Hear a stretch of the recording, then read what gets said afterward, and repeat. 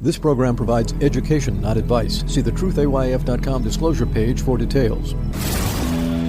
This is where technology, innovation, and personal finance come together. This is the truth about your future with Rick Edelman. Brought to you by Global X ETFs, dedicated to providing investors with unexplored intelligent solutions. It's Wednesday, February 22nd. Thanks for joining me. A couple of weeks ago, I talked with you about how college is becoming free. If you want to hear that bit, the link to it is in today's show notes. Dozens of colleges and universities, as I've told you, are making college free these days for low-income families.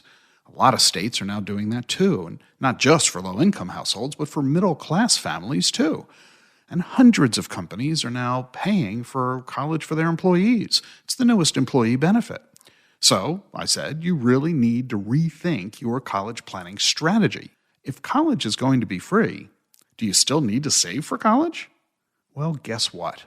Thanks to Congress, who loves to give freebies away to voters, yes, saving for college just might still make sense, even if you never have to pay for college, even if your kids never go to college. Here's the deal. The best way to save for college is to open an account in a 529 college savings plan. I've endorsed this idea ever since Congress put this into the tax code way back in 1996. With a 529 plan, you put money into the account and it grows with no annual taxes. And if you use the money to pay for college, the withdrawals are completely tax-free.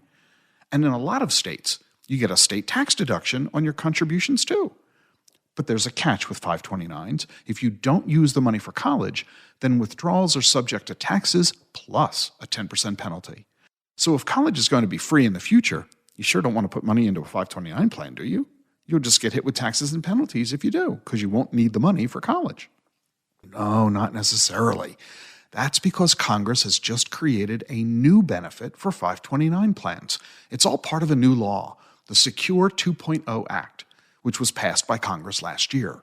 Starting in 2024, if you have money in a 529 plan that you don't need to spend on college, you can transfer the money to a Roth IRA account. And if you follow the Roth rules, the withdrawals will be tax-free when your child reaches retirement. In other words, you take money that you were saving tax-free for the child's college, and it becomes money you're saving tax-free for the child's retirement. Let me give you the fine print. First, like I said, you can't make this transfer from the 529 to the Roth until next year. Second, you can only transfer the money to the Roth for the child. You don't get to move the money into a Roth for yourself. And you can only transfer $6,500 a year from the 529 to the Roth. And the total lifetime limit that you can move into the Roth is $35,000 per child, meaning you can only move $6,500 a year over the next 5 years or so. And you can't move money from the 529 unless the money has been in the account for at least 15 years. Now, that's not as big a deal as it sounds. You open the 529 today, the money grows tax-free, and after 15 years, you simply transfer it to the Roth, where it will continue to grow tax-free until the child retires. And oh, by the way, not only do you have to wait until the account is 15 years old, you have to wait until each contribution or earnings on the contributions are 5 years old as well. So what if you've got more than $35,000 in the account? Well, you can move money from one 529 account to another 529 account for another family member, somebody related to the student, their sibling, their spouse, their own child or grandchild, their in-laws, yeah, right, a first cousin, a niece, a nephew, an aunt and uncle, even to you, their mom or dad. In other words, there's plenty of ways to distribute the money within the family so that everybody gets to enjoy tax-free growth. So even though college is becoming free, retirement won't be, and now you can use college savings to help you save tax-free for retirement. If you're a financial advisor, as I told you in my prior podcast, you need to rethink your college planning strategy. You need to revise the advice you're giving your clients. You need to make sure they are aware of this new rule in the new Secure 2.0 Act, so that they're continuing to benefit under the tax code as best they can. And if you're an investor, you need to realize that while college is fast becoming free, The need to save for retirement is as important as ever, and in a weird way, a college savings account can actually help you save for retirement for your children. You can learn more about going to college and making sure it doesn't ruin your life by watching my masterclass on college planning. You can watch it for free at thetruthayf.com, and we'll put that link in our show notes as well. And if you like this podcast, be sure to follow it and subscribe to the show wherever you get your podcasts: Apple, Google, Spotify, even YouTube. And remember to leave a review on Apple Podcasts. I read them all. Never miss an episode of The Truth About Your Future. Follow and subscribe on your favorite podcast app. Thanks for joining me. I'll see you tomorrow.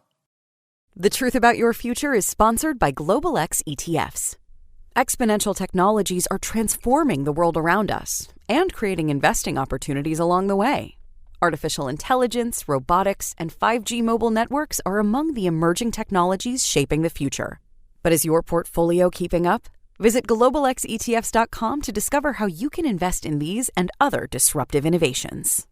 What do all the greatest innovations have in common? Agents of innovation. Ordinary people who shape the future by putting their money behind the right ideas. Invesco QQQ is a fund that allows you access to innovators of the NASDAQ 100. So you don't have to be an inventor to help create what's next to come.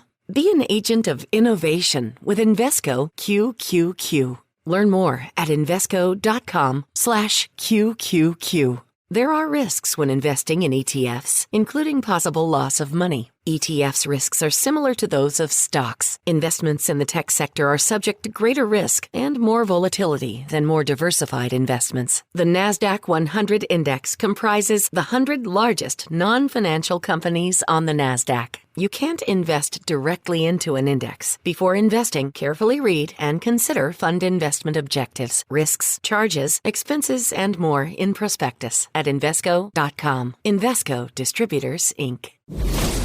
Cutting-edge investment information delivered in plain English. This is The Truth About Your Future with Rick Edelman.